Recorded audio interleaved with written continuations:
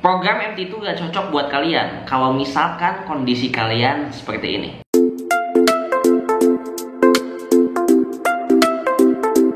Halo guys, balik lagi bersama aku Fauzi di channel Jejak Zamzami. Thank you banget buat teman-teman semuanya yang udah selalu nonton video-video aku. Dan buat teman-teman semuanya yang belum nonton, jangan lupa untuk tonton. Dan jangan lupa juga untuk like, comment, share, dan juga subscribe biar aku makin semangat untuk bikin video buat teman-teman semuanya. Nah, di video kali ini aku bakalan share kira-kira tipe-tipe seperti apa sih yang menurut aku itu nggak cocok masuk program MT. Again, ini bukan mengkotak-kotakan, tapi menurut aku kalau misalkan teman-teman itu berada di posisi yang aku sebutin kali ini, coba deh pikirin lagi kira-kira teman-teman tuh mau masuk MT atau enggak. Karena menurut aku kurang worth it dengan posisi teman-teman yang kayak gini. Kondisi pertama, kalau kalian itu orangnya suka banget explore. Lah, maksudnya gimana kak? Gini, explore yang aku maksud itu bukan explore tempat ya. Tapi kalau misalkan explore tempat itu kalian ya masuk MT cocok-cocok aja. Karena nanti kalau misalkan kalian di industri keuangan misalkan, itu kalian bakal ditempatin di cabang-cabangnya, which is mungkin nanti setahun pertama kalian bakal di cabang Jabodetabek, setahun kemudian bakal di cabang yang ada di Papua,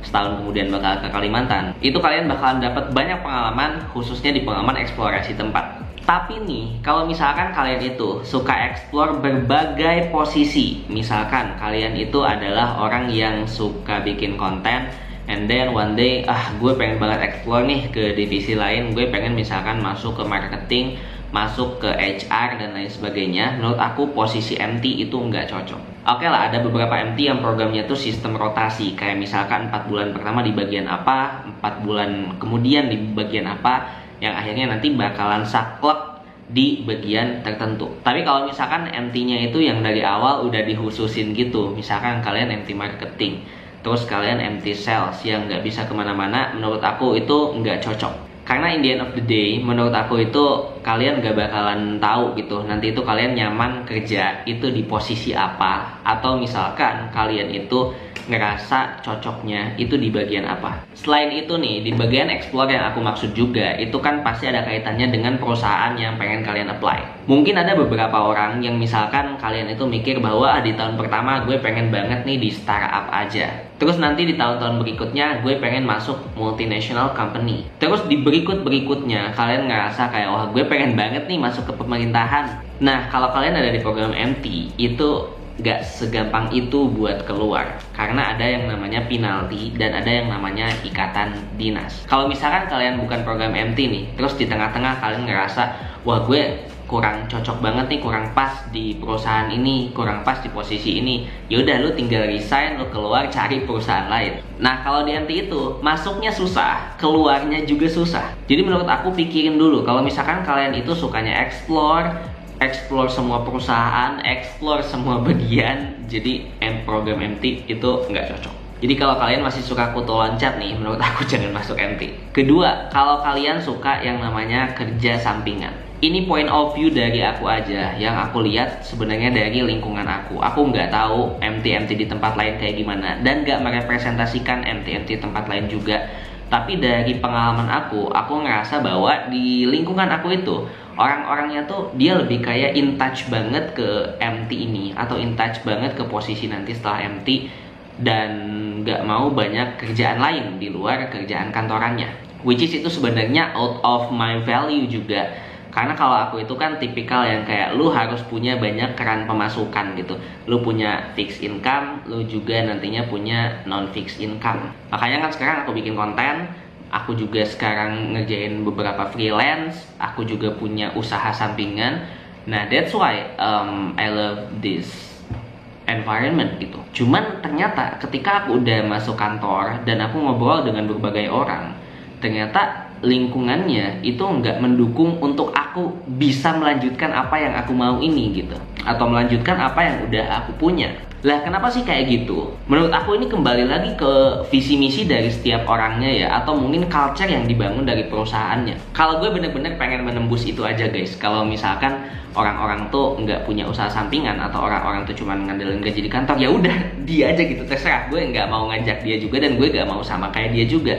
Gue pengen beda, dan emang ini yang gue lakukan dari dulu gitu. Ketika misalkan aku punya fixed income, which is kerja di kantoran, ya aku juga harus punya non fixed income, dan misalkan bikin konten atau endorse atau misalkan project, freelance, dan sebagainya. Dan aku biasanya kerjakan itu ya di malam hari. Tapi kan pertanyaannya, kalian kuat atau enggak? Secara fisik ataupun secara mental? Gak semua misalkan ketika kalian itu pulang dari kantor, kalian tuh bisa on fire lagi untuk bisa ngomong nih kayak aku di depan kamera. Atau misalkan kalian bisa ngerjain project-project kalian. Karena mungkin capek, banyak pikiran, terus udah pulang pun masih diteleponin. That's the condition yang aku lihat. Jadi kalau misalkan kalian pengen punya banyak banget keran pemasukan, coba deh cari perusahaan yang benar-benar menurut aku itu bisa slow banget atau yang posisinya tuh hybrid. Jadi kalau misalkan program MT yang menciptakan feature leaders tadi itu nggak terlalu cocok, karena emang di MT itu ya namanya program fast track, lu bakal dituntut untuk fast juga melakukan sesuatu gitu. Tapi again, gimana orangnya? Contohnya aku aja masih bisa, tapi kalau misalkan kalian nggak bisa dan nggak yakin bisa seperti itu, mending jangan.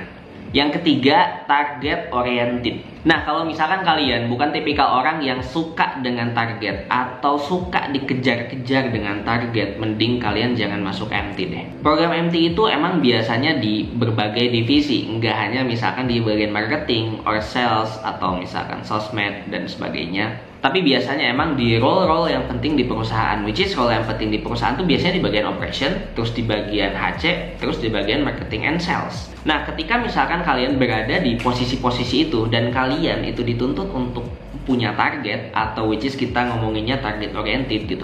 Kalian dikejar-kejar lu di dalam 1 bulan harus dapat misalkan 1 miliar.